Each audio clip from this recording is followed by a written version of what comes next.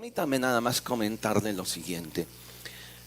Dios no tiene olla express para hacer hombres, en el sentido de hombres o siervos de Él. Dios no tiene olla express para meterlos y hacerlo rápido porque los tiene que usar mañana. El trato de Dios, alguien dijo, que es como los molinos que muelen muy despacio, pero muelen muy fino. Un Abraham, un hombre de fe o un padre de la fe, no se hizo de la noche a la mañana. Pasó un tiempo de prueba, una escuela o la escuela de Dios. Un Pablo tampoco se hizo de la noche a la mañana. Simple y sencillamente, aunque él tenía muchos conocimientos y docto y versado en las escrituras, Dios tuvo que tratar con él. Y hablando de Moisés, el padre del pueblo de Israel, el gran estadista, también no se hizo de la noche a la mañana. Un Moisés no se hizo hoy, o lo metió Dios en olla express porque le urgía sacar al pueblo de Israel. Dios tiene sus tiempos. Yendo a la vida de Moisés, es interesante ver que allí podemos siempre definir tres etapas en la vida de él. La primera es un llamado, luego una preparación y después envía. Y es lo que Dios siempre va a hacer con cualquier hombre al que llama. Es lo que nosotros vemos también a lo largo de las escrituras con cualquier personaje que usted pueda leer, que Dios tiene en primer lugar con él un llamado, después no solamente le llama, sino le prepara. Y el tiempo de preparación no solo depende del hombre, sino también dependerá del tiempo de Dios. Y finalmente, una vez que el hombre que Dios ha preparado está listo, ahora lo envía. Dios nunca va a enviar a nadie sin haberle preparado. En otras palabras, también Dios nunca nos va a pedir a ninguno de nosotros que hagamos algo si no hemos pasado por ese tiempo de prueba. Ahora, en esa preparación, obviamente, es algo que no es tan agradable. Muchas veces puede resultar doloroso, porque en realidad es una escuela. Y nosotros lo vemos que por lo menos allá en el Antiguo Testamento, esa escuela parece ser desierto. Y lo vemos muy específicamente en la vida de Moisés. Así que hoy quiero hablar precisamente de este Moisés, pero hablar de estas tres etapas. Moisés vivió 120 años. Pero es interesante que esos 120 años como que de alguna manera están marcados cada 40 años una etapa diferente con él. Los primeros 40 años, si ustedes están viendo esta imagen, esos 40 años de Moisés, vemos a un Moisés que vivió de 1 a 40 años creyendo que era alguien. Lo entrecomillo y lo subrayo. 40 años viviendo Moisés creyendo que él era alguien. Finalmente, después de los 40 a los 80 años, ahora nosotros encontramos a un Moisés viviendo también 40 años, pero aquí es interesante, esos 40 años aprendiendo que no era nadie. 40 años, primera etapa, creyendo que era alguien, pero Dios después, en esa segunda etapa, le enseña y él tiene que aprender que no era nadie. Y hasta los 80 años, él pasa esa escuela. Y luego de los 80 a los 120 años, entonces vemos a un Moisés a lo largo del desierto, tomando a un pueblo de más de 2 millones de personas y llevándolo por 40 años hacia la tierra prometida.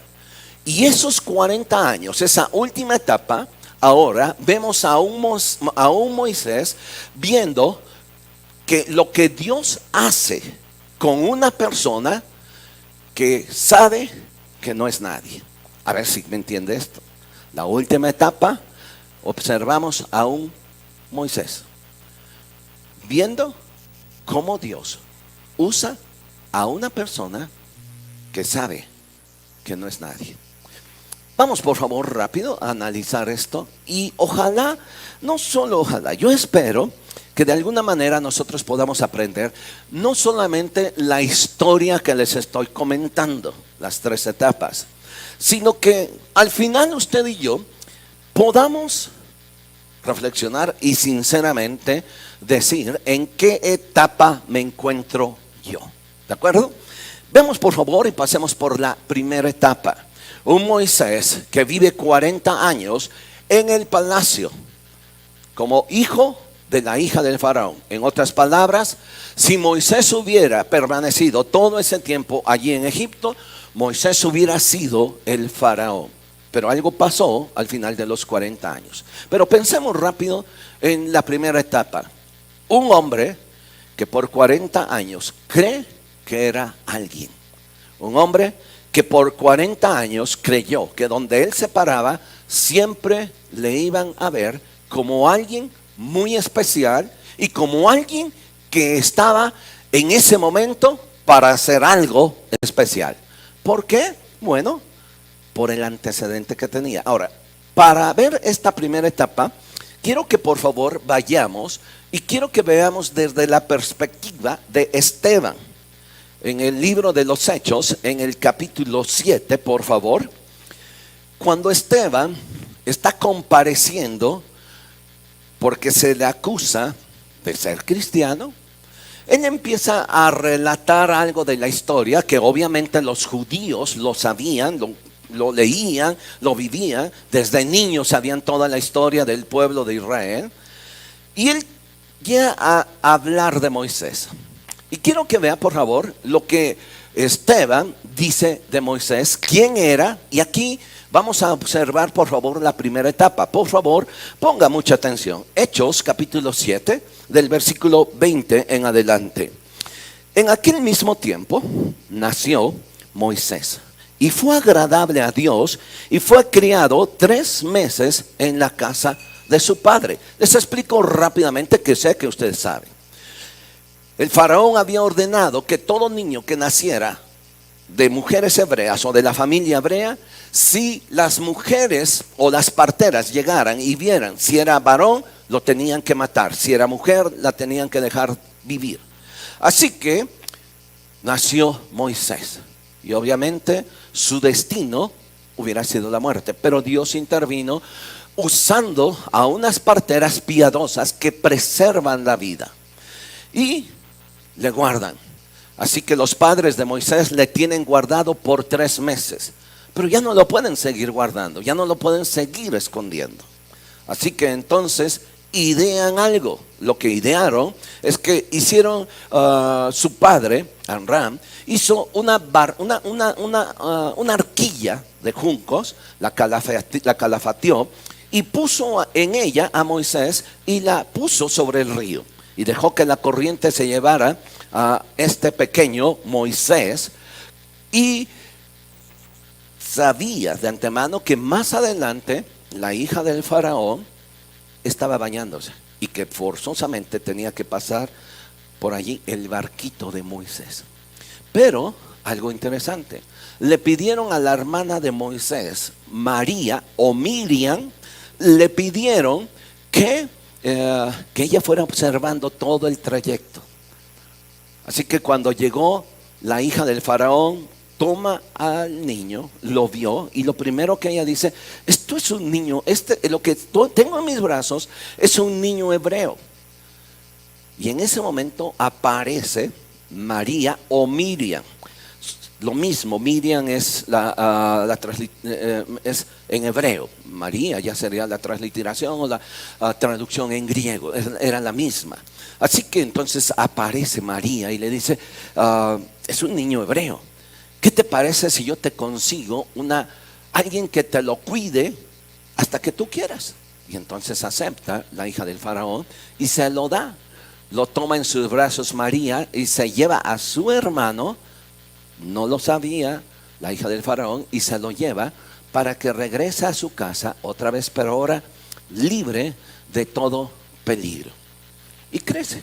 Va creciendo. Ahora, hasta allí la historia. Vea por favor ahora el versículo 21. Pero siendo expuesto a la muerte, dice este pasaje, Moisés, la hija de Faraón le recogió y le crió como hijo suyo. 22. Y fue enseñado Moisés en toda sabiduría de los egipcios, y era poderoso en sus palabras y obras. Cuando hubo cumplido la edad de 40 años, le vino al corazón el visitar a sus hermanos, los hijos de Israel. Y al ver a uno que era maltratado, lo defendió, e hiriendo al egipcio, vengó al oprimido. Y ahora escuche, etapa número 1, 40 años. Vivió creyendo que era alguien. Vean lo que dice el versículo 21. Pero él, ¿qué dice? Pensaba que sus hermanos comprendían que Dios les daría libertad a todos ellos por mano suya, mas ellos no lo habían entendido así.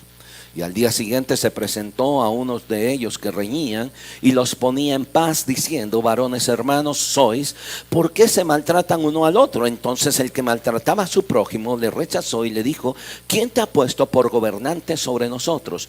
¿Quieres tú matarme como mataste ayer al egipcio? Y al oír esta palabra, Moisés huyó y vivió como extranjero en la tierra de Madián, donde engendró 2 hijos.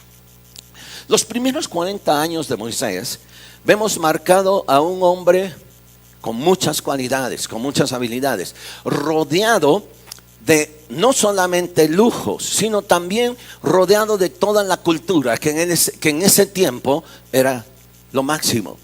Y allí fue criado Moisés. Dice en el versículo 22 que él fue enseñado en toda sabiduría de los egipcios, y también dice otra cosa, que él era poderoso en palabras.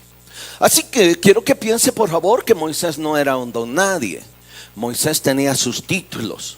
Moisés tenía en su casa, que era el palacio, tenía todos los títulos. ¿Quién había sido su maestro? Fue enseñado en toda la sabiduría que sabían los egipcios. Como hijo de la hija del faraón, estaba siendo preparado para ser el faraón. No era un don nadie. Era un hombre que se había ganado a pulso todos sus títulos, no los compró en algún lado. Entonces encontramos aquí a este Moisés, que era un hombre enseñado en toda la sabiduría de los egipcios. Pero la segunda cosa, tiene otra cualidad, porque podemos nosotros ser muy inteligentes, saber mucho, tener mucha información, pero el problema es que no sabemos transmitirlo.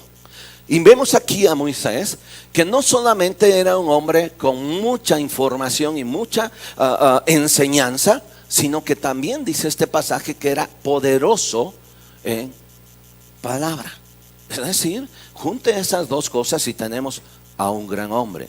Pero también tenemos otra cosa, otra cualidad que también era muy valorada en aquel tiempo, y era la fortaleza física. Porque un día él sale y ve que 2 están riñendo, y de un golpe lo toma y lo mata. Así que era fuerte. O sea, no se puso a pelear, solo lo tomó y de un golpe lo mató. ¿Qué tan fuerte era?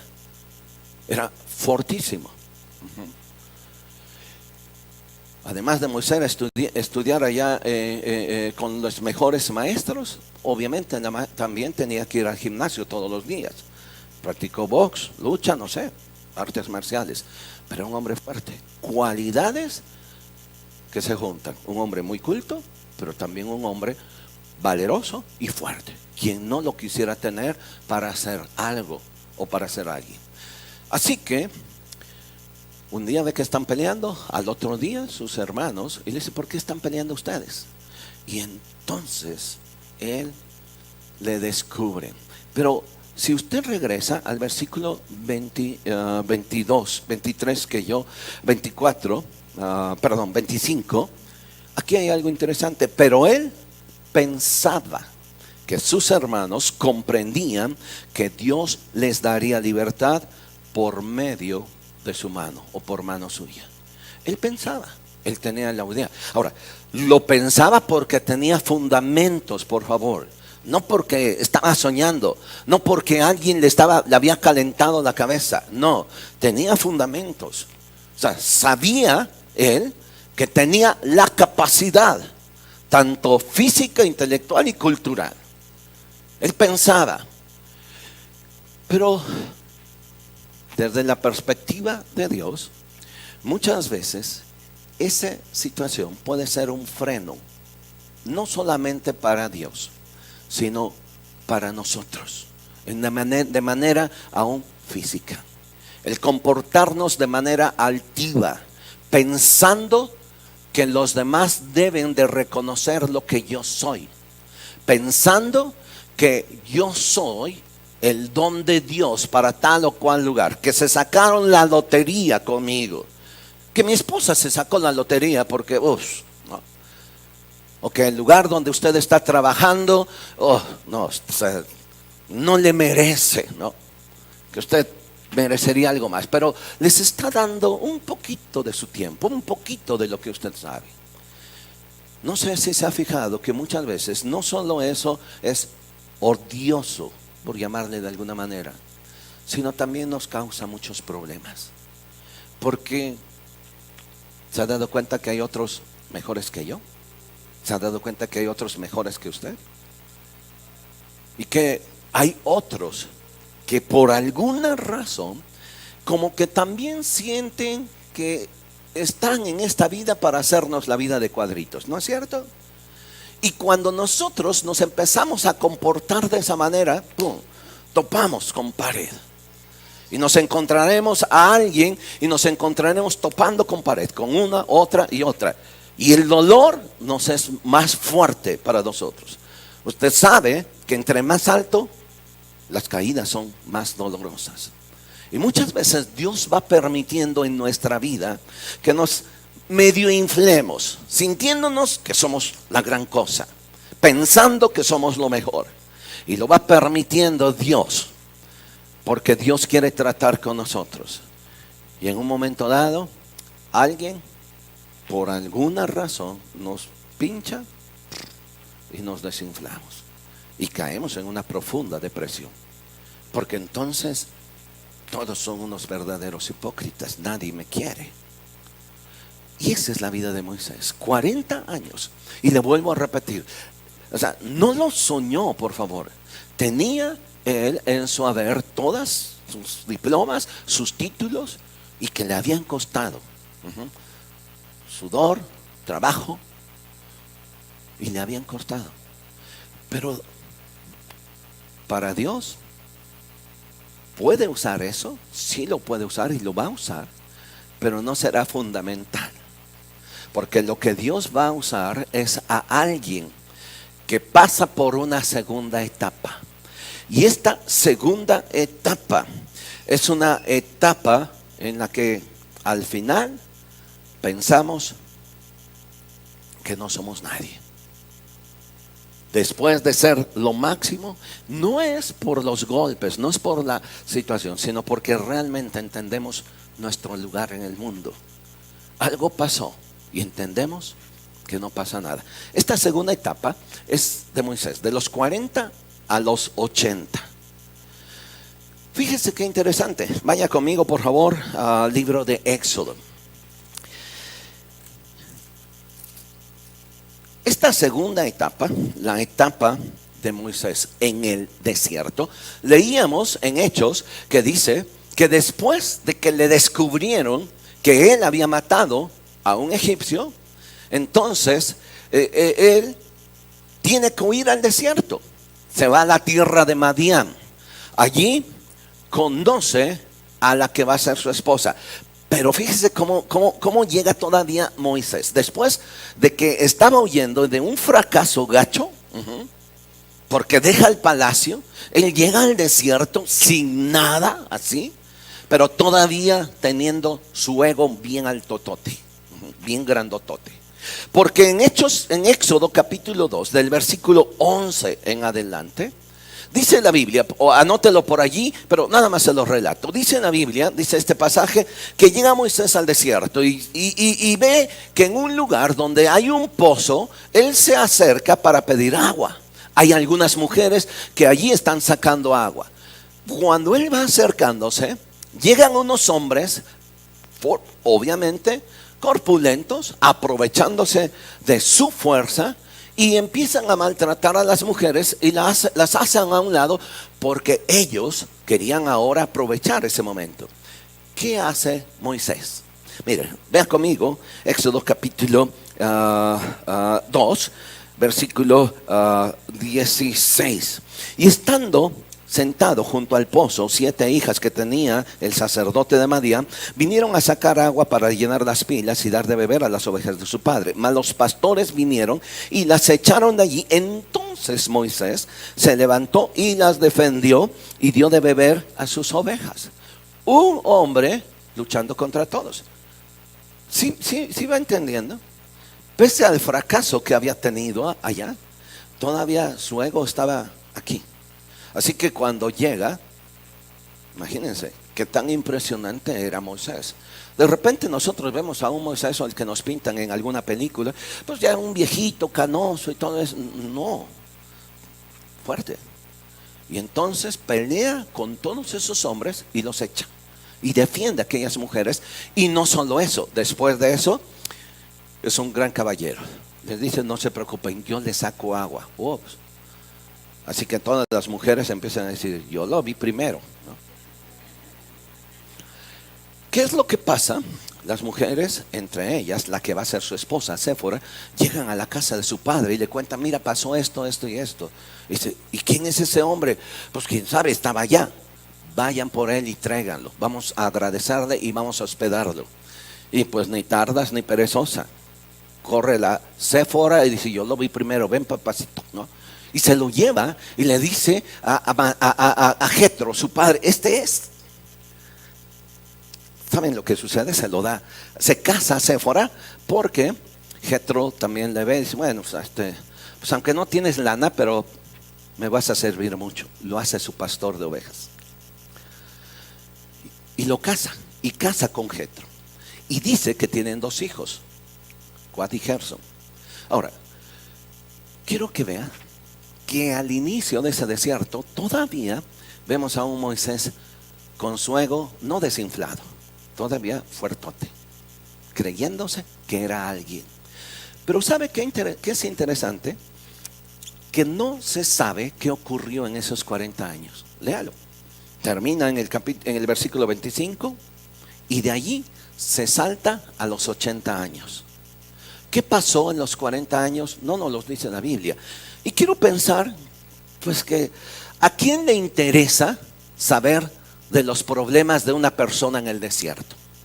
¿A quién le va a interesar que nos cuente su historia, de sus problemas, de las lágrimas, del quebranto, de las frustraciones, de todo lo que pasó allá? ¿A quién le va a interesar? No, mejor cuéntame, llévame por favor a tu sala donde están todos tus trofeos. Empiézame a contar qué grande eres. Empiézame a contar cómo es que llegaste aquí. Empiézame a contar todo eso. Porque lo que yo quiero saber son tus éxitos, no tus fracasos. De tal manera que no encontramos los 40 años. ¿Qué pasó con Moisés en esos 40 años? Ni a Dios le interesa compartirlo con nosotros. Lo que sí nos enseña que fue desierto. Y usted sabe que desierto es sinónimo de desesperación. Desierto es sinónimo de desorientación. Pero es allí donde Dios nos va a llevar. Y Dios llevó a Moisés por 40 años. Y empieza esa segunda etapa. Esa segunda etapa, por 40 años, donde no se nos dice nada. Ahora, cuando él tiene 80 años, un día, lleva las ovejas de su suegro. Ni siquiera habían sido sus ovejas. Y va caminando por allá y de repente ve que en el desierto, a una cierta distancia, ve un arbusto, una zarza que se quemaba.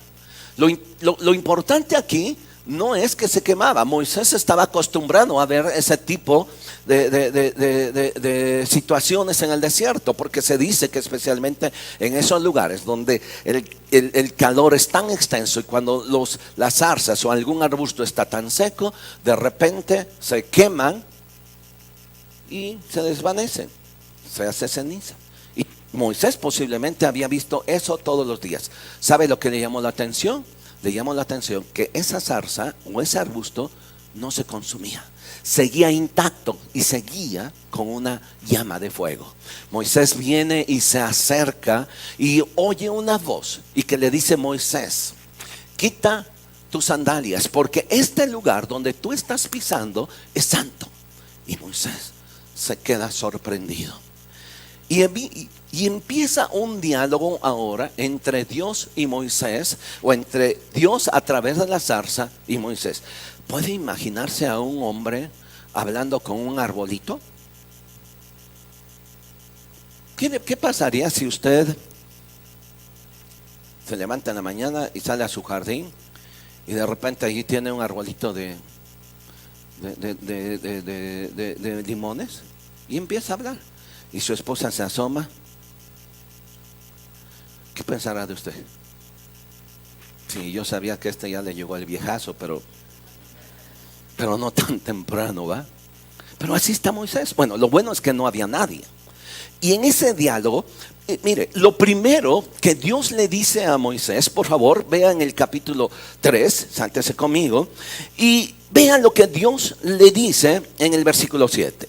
Y dijo Jehová: bien he visto la aflicción de mi pueblo que está en Egipto, y he oído su clamor a causa de sus exactores, pues he conocido sus angustias, y he descendido para librarlos de mano de los egipcios y sacarlos de aquella tierra a una tierra buena y ancha, y a tierra que fluye leche y miel, a los lugares del cananeo, del eteo, del amorreo, fereceo, del eteo, jebuseo, los feos. Y el clamor pues de los hijos de Israel ha subido delante de mí, y también he visto la opresión con que los egipcios los oprime. Moisés está abriendo la boca y qué padre Dios. Sí, es bueno eso. Qué bueno que te acordaste. Pero Dios le dice algo en el siguiente versículo. Dios le dice: ven por tanto ahora. ¿Y qué le dice? Te enviaré al faraón para que tú saques de Egipto a mi pueblo, los hijos de Israel. Ahí es donde entonces la puerca torció el rabo, decimos. Todo estaba bien hasta que tú me dices que yo vaya o que yo soy el indicado. ¿Cuál es la respuesta de Moisés según el siguiente versículo? Dígame. ¿Quién soy yo? A ver, espéreme. Acabamos de leer que Moisés era poderoso en palabras, ¿sí o no? Acabamos de leer que Moisés fue entrenado en toda la sabiduría de los egipcios. Acabamos de creer que Moisés pensaba que a través de él Dios iba a traer liberación a sus hermanos. Y ahora, después de 40 años, Dios le dice: ¿cómo ves, Moisés? Ve. Y él que dice: ¿quién soy yo para que yo vaya y haga? Ese es el momento de la graduación de Moisés. Su curso de 40 años había terminado cuando él dijo: ¿quién soy yo? Porque cuando él pensaba que era alguien, no estaba listo. Hasta que en ese momento: no soy nadie. Pero lo dijo sinceramente. Todos sus títulos estaban en la basura. Lo que tenía en su corazón de grandeza se habían quedado y quemado en el desierto, también como aquella zarza. Ahora, el momento de su graduación era con las palabras al público de agradecimiento a sus padres, a todo lo que ustedes quieran, y ahora estaba diciendo: ¿quién soy yo para que yo vaya y haga esto? ¿Dónde quedó la grandeza de ese hombre? Y no se trata de que ahora él se sentía viejo, porque los 40 últimos años él vuelve a caminar en el desierto. Estaba fuerte, y tan fuerte que era que cuando tenía 120 años solito subió el monte Nebo y allá murió. O sea, no era un viejito chocho, porque usted pensará: pues sí, pues es que ya tenía 80 años, ya se le había ido su juventud. No, estaba en la plenitud de su vida. Pero ahora él había entendido: ¿quién soy yo? Había entendido que ese era el momento en el que Dios le iba a usar. Cuando Pablo iba a Damasco para matar a los cristianos, puedo imaginar a un Pablo orgulloso montado en su caballo, con la idea de matar a cualquiera que se llamase cristiano rumbo a Damasco. Y en un momento dado una fuerte luz resplandeció y él cayó. Y cuando estaba allá abajo, ¿recuerda qué dijo Pablo? ¿Quién eres, Señor? Y luego le dijo, ¿qué quieres que yo haga? El orgullo del gran Saulo de Tarso ahora estaba allá abajo. Y en primer lugar estaba reconociendo el señorío. ¿Quién eres, Señor? ¿Y qué quieres que yo haga? Aquí estoy. Y fíjese qué es lo que Dios hizo. Levántate y vete a casa de un hombre, un tal Ananías. ¿Por qué no lo mandó con un gran rabino? ¿Por qué no lo mandó con un gran hombre? Lo mandó con un anciano. Él va a orar por ti y te va a decir lo que debes hacer. Cuando Dios empieza a tratar con nosotros, lo primero que empezará a hacer es a quitarnos la noción de nuestras grandezas. No estoy diciendo que de alguna manera hoy llegue a su casa o a su oficina y tire todos sus logros. Sirven. Pero tenga cuidado que eso esté acá, en su corazón. Que nos haga tan soberbios que ni siquiera Dios nos empieza a usar y que nos convirtamos en unas personas, perdón la palabra, odiosas, que ni nosotros mismos nos aguantamos. Empecemos nosotros a entender que la escuela del desierto, en esa etapa empieza la última etapa, o termina esa etapa y empieza la última, cuando yo me rindo a Él y cuando yo le digo, aquí estoy, Señor. Fíjese por favor, mire, rápido, regálame rápido unos minutitos más, espero no se me pierda, por favor. Este Moisés, poderoso en palabra, aquí la primera discusión que tiene Moisés es que yo no soy nadie. Y de aquí en adelante usted puede leer las excusas. Si yo llego, no sé cómo te llamas, no me van a creer. Y Dios tiene una respuesta para cada uno de ellos. Para cada una de las objeciones o de las excusas de Moisés. Y fíjese, el colmo, lo último, en el capítulo 4, por favor. En el capítulo 4, versículo 10. Entonces dijo Moisés a Jehová, nunca he sido hombre de fácil palabra, ni antes ni desde que tú hablas y tu siervo a tu siervo. ¿Por qué? Porque soy tardo en el habla y torpe de lengua. ¿Qué dijo Esteban de Moisés? Poderoso en palabras, ¿sí o no? Pero sabe, cuando nosotros vivimos en nuestro mundito, en nuestra burbuja, sentimos que somos poderosos. Hasta que Dios nos confronta con muchas cosas y nos confronta con nuestro ego, nos sentimos lo que le pasó a Moisés. Señor, híjoles, ¿qué crees? Me he dado cuenta que soy tartamudo, que soy torpe de lengua. Oh. Y fíjese, después de eso, Moisés le dice, mira, Señor, ¿sabes una cosa? No soy el indicado. Olvídate, porque no soy el indicado. Hay otros mejores que yo. Versículo 13. Y él le dijo, Moisés, ay Señor, envía y te ruego que tú por medio del que debes enviar. O sea, yo no soy el indicado. Y entonces Dios le dice en los siguientes versículos, dice, está bien. Tú no sabes hablar, tú eres torpe, está bien, lo entiendo. Ahora vas a hacer que tu hermano, Aarón, él vaya y cuando tú tengas que hablar con el faraón, porque tú no puedes hablar con el faraón, tú se lo dices a tu hermano y Aarón va a ser tu boca, Aarón va a ser tu profeta. Y así sucede.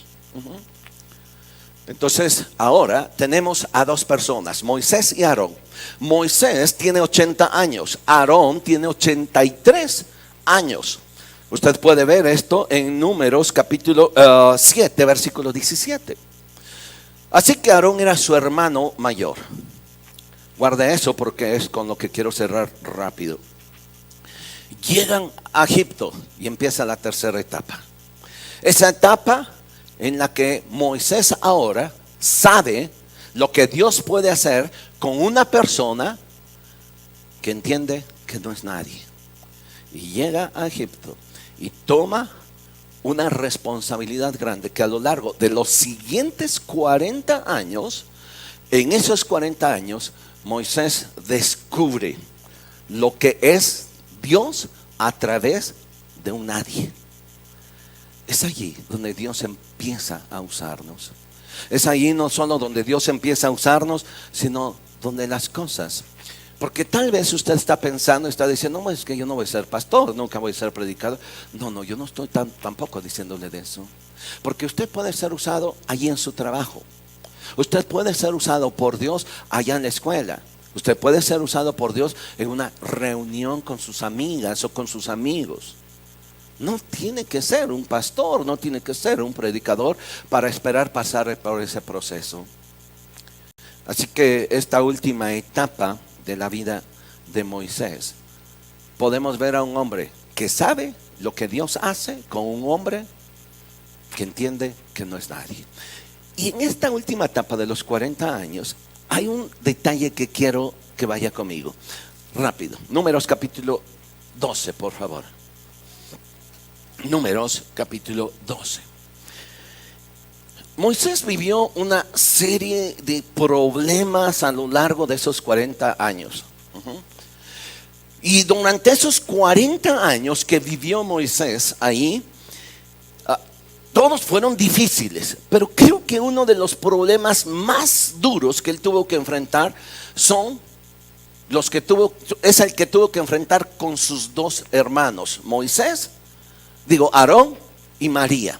Recuerde que María fue aquella que también era mayor que él, fue aquella adolescente que había cuidado de él a lo largo de todo ese trayecto. María había sido la que arriesgó su vida para presentarse ante la hija del faraón y decir, este es un hijo y yo te consigo a alguien que te lo pueda cuidar. Es un hijo de las hebreas. Así que María ahora y Aarón, 3 años más grande, mientras pasan por ese desierto, Moisés comete un pecado. No lo oculta a Dios. Pero fíjese cuántas veces la gente utiliza o se aprovecha de X o Z pecado para sacar lo que hay en el corazón, lo que hay verdaderamente en su corazón. Yo no estoy justificando la vida de Moisés ni justificando la vida de alguien que de alguna manera le ha fallado, sino que ve ahora lo que sucede. Números capítulo 12, por favor. Moisés, María y Aarón, ya lo encontró, Números 12, María y Aarón hablaron contra Moisés a causa de la mujer cusita que había tomado, porque él había tomado una mujer cusita. ¿Sí? O sea, ¿qué había hecho? Bueno, Moisés tomó una mujer que no era hebrea y simple y sencillamente la tomó. Lo que él mismo había escrito en la ley, lo sabía. Dios se lo había dictado. Lo que él mismo había dicho, que no emparentarás con mujer que no sea hebreo, él lo estaba haciendo. Así que imagínense qué hipócrita el Moisés. Sí. O sea, qué mal. Y los primeros que se dieron cuenta fueron sus dos hermanos. Y empezaron a murmurar contra él de eso. Pero si se fijan en el versículo siguiente, o sea, ellos sacan realmente lo que hay en su corazón. No era el problema. No trataron de restaurar a Moisés. No trataron de decir, ven Moisés, mira, a ver, rectifica tu vida, esto, lo otro. No, fíjense lo que ellos sacan. Versículo 2. Y dijeron, solamente por Moisés ha hablado Jehová, ¿no ha hablado también por nosotros? O sea, es decir, somos iguales.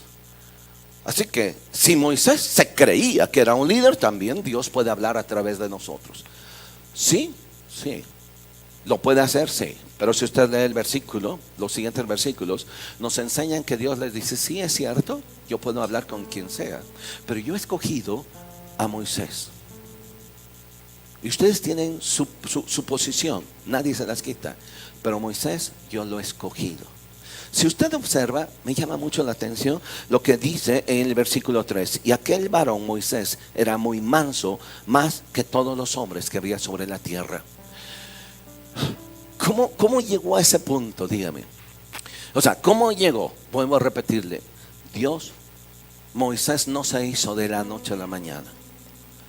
Dios está tratando con usted y conmigo todos los días. El trato de Dios con nosotros es diario. Y no nos hacemos de la noche a la mañana. Muchas veces nos quebramos. Muchas veces como el alfarero que está trabajando en el barro y ya está a punto de terminar una vasija, nos quebramos. Pero Dios no desecha esa vasija. Dios la levanta. Moisés sí cometió un pecado. Dios lo castigó, sí. Y vemos los resultados más adelante. Moisés, en otras palabras, también encontramos que por su enojo y por un arrebato no entra a la tierra prometida, solo la ve de lejos. Pero Dios tenía que llamar a cuentas a Moisés. Pero aquí Aarón y María, sus dos hermanos, empiezan a murmurar. Dios también puede hablar por nosotros. ¿Qué se ha creído en Moisés? Ante esta situación, cualquiera de nosotros hubiera sacado el cobre, ¿no? Decimos. Nos hubiéramos exaltado. Hubiéramos dicho, a ver, espérense. O sea, yo soy el capitán aquí. Así que tú regresa. O sea, hubiéramos reclamado nuestra posición. ¿Sí me explico? ¿Qué hizo Moisés? Quiero que usted ponga en pie, por favor. Versículo 13. Entonces Moisés clamó a Jehová y dijo: te ruego, oh Dios, que la sanes ahora. Por esta situación de murmuración, Aarón y María les cae lepra. Y eso hacía que en aquellos tiempos fueran separados del pueblo. Aquí Moisés hubiera tomado una oportunidad, si lo podemos ver así. Déjenlos, es su culpa, nosotros nos vamos. Pero dice la Biblia que todo el tiempo en que estuvo en cuarentena Aarón y María, el pueblo de Israel se estacionó y no caminaron hacia adelante. ¿Qué hizo Moisés? Señor, sánalos. Un hombre que en la última etapa puede entender que no es nadie, que Dios me puede quitar y me puede poner en cualquier momento, es aquel que reacciona como Moisés. Es aquel que puede decir: Señor, a lo mejor no entiendo todo esto que estoy pasando, que estoy viviendo, pero yo sé que tú estás tratando conmigo. Hasta que al final del camino yo pueda decir: ya no vivo yo, Cristo vive en mí. La razón por la que usted y yo estamos aquí domingo a domingo, oramos, buscamos a Dios y viene la reunión, no es para llenarnos. ¿Sabes? Quiero que le quede claro. O sea, no nos sentimos, y en lo personal no nos sentimos a gusto tener. Si el propósito es eso, estoy fallándole a Dios. Mi propósito en cada mensaje, el propósito del grupo de alabanza, el propósito de maestros, el propósito de todo, es que Cristo sea formado en nosotros. Más de Él, menos de mí. Cierra sus ojos. Permítame terminar orando y después orar por nuestras ofrendas, nuestros diezmos y alabanza. Nos despide en oración. Espero que esta semana usted y yo podamos reflexionar en esto. ¿Qué tanto? ¿En qué etapa estamos? ¿Cuál de las tres? No tiene por qué avergonzarnos si estamos todavía en la primera. Estamos en el proceso de Dios. Padre, aquí estamos. Queremos hoy pedirte de una manera muy especial que tú tomes nuestras vidas. Permite, Padre Celestial, que nuestras vidas cada vez se refleje el amor de Dios y se refleja a Cristo. Menos de mí, ya no yo, Cristo viviendo su vida en mi vida. Padre, que cada día que pase, tú, aunque nos duela el desierto, estamos en esta escuela y queremos graduarnos hasta llegar, ya no yo, no soy yo, eres tú a través de mí. Toma nuestras vidas, Jesús. Toma nuestros corazones, Señor.